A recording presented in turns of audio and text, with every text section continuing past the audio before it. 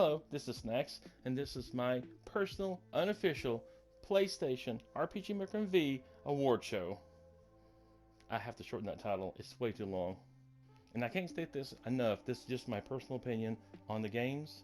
And I've only played about 25 this year, if that.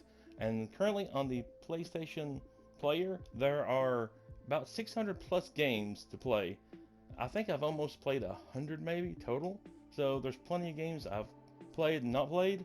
So if I name a game for award and you think something else is better for that category, please just put it in the comments below and I'll try my best to check it out.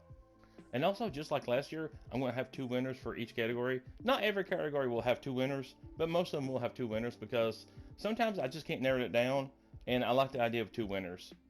And with all that being said, let's move straight to the first award.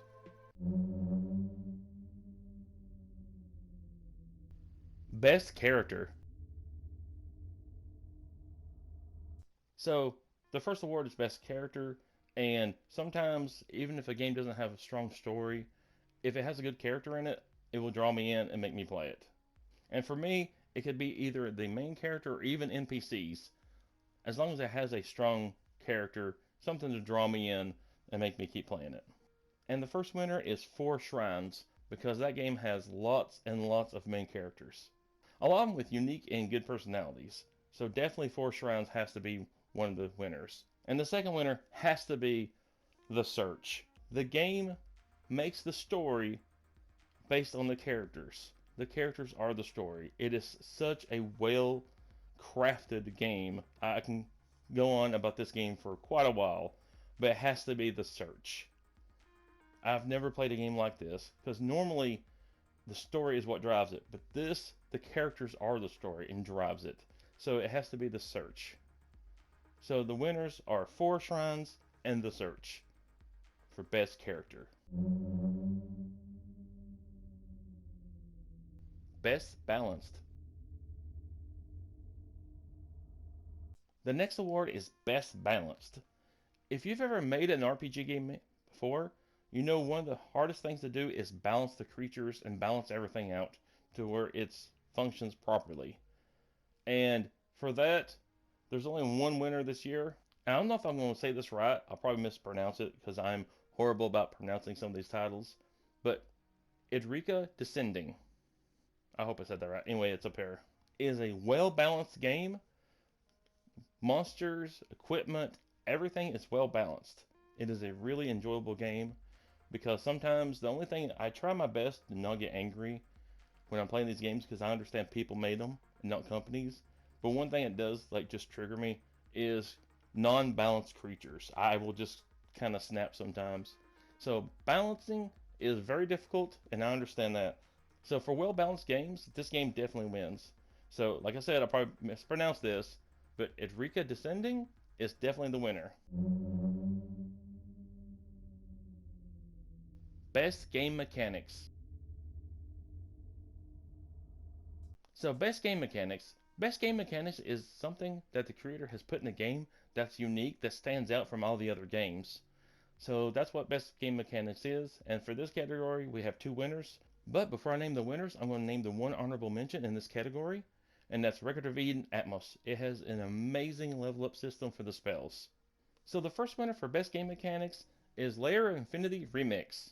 It has a really unique system to where you can't touch any of the enemies or you restart on that level. Also, you can only do it so many times before the game starts over completely. Also, there's a time limit. And on top of that, there's also quizzes and stuff in some of the levels. So it's a really unique game that's a lot of fun. And the second winner has to be Titan City Tales because it has so many different unique game mechanics. It had to be a winner. It has a sim system. It has a smartphone that you use to operate different aspects of the game. It has tons and tons of unique aspects. There's a dating part of it, like a dating sim. It has everything in it. So Titan City Tales has to be one of the winners. Best Intro. So this category is Best Intro, because if a game has a good intro, it can just hook you automatically and just make you play more and more of the game. So a good solid intro is very important. And the first winner is that game. I'm not going to even try to pronounce that because I know I'll mess it up. So this game has a short, simple intro, which I like. It's just easy to follow and it's just a fun intro. And the second winner for best intro is Titan City Tales. It has just an amazing intro that hooks you automatically and just makes you want to play more. And also, if I remember correctly, it has in the intro parts where you can choose, and what you choose has different aspects on the story. So it has a very unique and amazing intro. So your two winners are that one and Titan City Tales are your two winners for best intro. Best boss fight. So for this category, it's best boss fight, and this year there's only one winner. And I'm not saying other games didn't have good bosses, but this game had boss fights that just stood out. They were just really challenging and just really well made bosses. The winner for best boss fights is the Seventh King. And not only for one boss fight, but I think like there's two or three just amazing boss fights in this game. Like every time I turn around there's a good boss fight. So for a very challenging game with good boss fights, I would have to say the Seventh King is the winner. Best one shot. Best one shot. This is a new category, and for best one shot, it's just games that you can sit down and play in one session. Just really short games. So the first winner is the Escape Room. You can sit down and play it in one session because I believe there's a time limit of 10 or 15 minutes, and that's it. That's all the time you have to beat the game. So it's really fun and challenging, and I really did enjoy playing this one. And the second winner is this one. Again, I'm not going to try to pronounce it because I know I'll mess it up. But it has an intro, a level, and a boss, and an ending. It has everything. And it took me about, I think, 20 minutes to play through the entire thing. So it's a really fun game. And I like the fact that you have the intro and ending, just everything. It's all there. So if you want to sit down and just play a quick RPG game, this is definitely one of the games to check out. So your two winners are the Escape Room and that one. Because like I said, I'm not going to try to pronounce it because I'll mess it up. Also, if you like these type of RPG games and you want to check them out, definitely download the RPG Maker MV Player for PS4 and 5. It's a free download, and currently there's over 600 titles to check out, and it's free to download. So you have nothing to lose. Definitely check it out. There's some great games. It's a great community. You have nothing to lose. Just check it out.